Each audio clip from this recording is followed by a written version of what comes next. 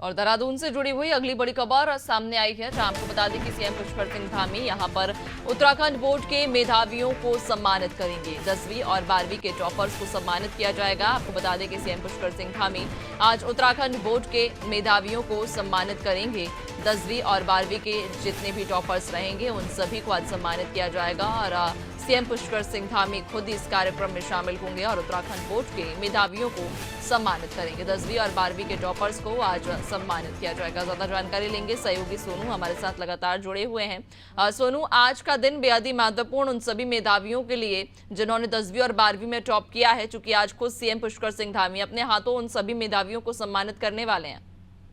देखिए, जिस तरह से तय समय सीमा में जो है वो उत्तराखंड शिक्षा विभाग ने जो बोर्ड की परीक्षाएं संपन्न कराई और उससे पहले की जो प्रक्रिया होती है जिसको प्रैक्टिकल के तौर पर परीक्षा के रूप में कराया जाता है, वो और उसके बाद मुख्य जो बोर्ड की परीक्षा थी 10वीं और 12वीं के तमाम जो छात्र थे उनकी तय समय सीमा पर परीक्षा कराई गई। और जो खास बात है वो ये है कि तय समय सीमा में जो है वो एक जो परीक्षा परिणाम है उनको घोषित करना, जैसे उत्तर पुस्तिकाओं का मूल्यांकन है या अन्य जो व्यवस्थाएं हैं, ये तमाम ऐसे थे जिसमें तमाम शिक्षकों की और शिक्षिकाओं की ड्यूटी लगाई गई थी। और जब जो परीक्षा परिणाम है वो घोषित हो गए तो अब ऐसे जो छात्र छात्रा हैं, जो होनहार मेधावी छात्र हैं, उनको अब मुख्यमंत्री जो है वो सम्मानित करने जा रहे हैं। निश्चित तौर पर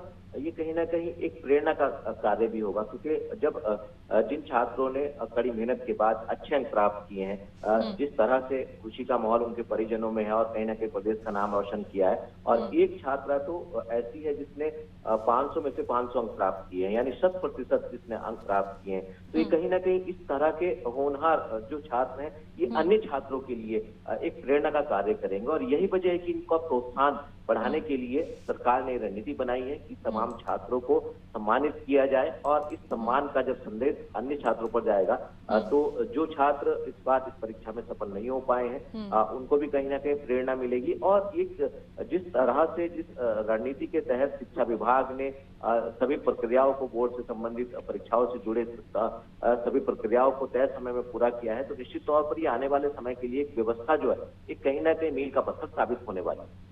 वाकई आपने जिस तरह से जिक्र भी किया है कि उन सभी छात्रों के लिए बेहद ही महत्वपूर्ण और खास मौका रहता है जब उन्हें सम्मानित किया जाता है, उनकी मेहनत रंग लेकर आती है। लेकिन अगर हम मेधावियों के ग्राफ की बात कर लें सोनू, तो बीते सालों में ग्राफ किस तरह का रहा है? अगर उत्तराखंड की ही हम बात करें तो मेधावियों की जो संख्या है उसमें क्या इजाफा हुआ है? किस तरह का ग्राफ फिलहाल अभी कुछ सालों का रहा?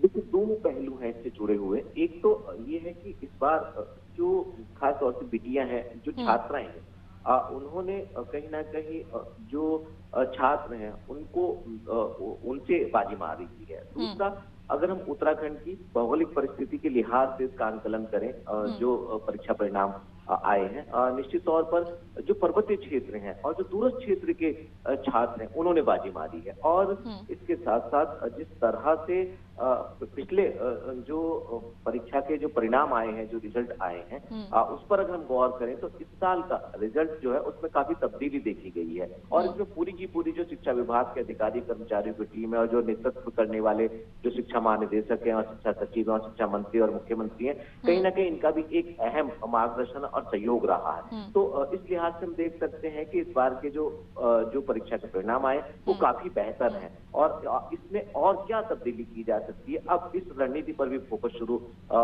होना शुरू हो जाएगा। तो निश्चित तौर पर ये कहीं ना कहीं उत्तराखंड की शिक्षा के लिहाज से, छात्रों के लिहाज से, शिक्षा विभाग के लिहाज से एक बेहतर माना जा रहा है। और उम्मीद ये की जा रही है कि आने वाले समय में जब परीक्षा परिणाम होंगे तो वो और बेहतर होंगे और कहीं ना कहीं प्रदेश का नाम जो है वो रोशन होगा।